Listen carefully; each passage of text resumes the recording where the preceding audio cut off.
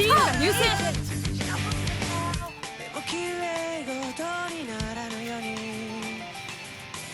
今日も僕ら息を吸い込んで吐いた途端に思いをたんだ。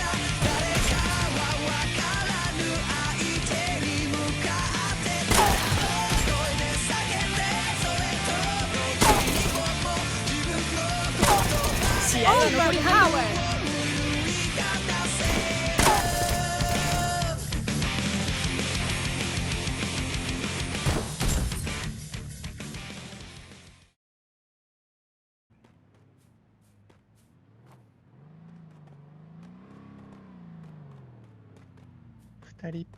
一人か二人っぽいけど、定かではないです。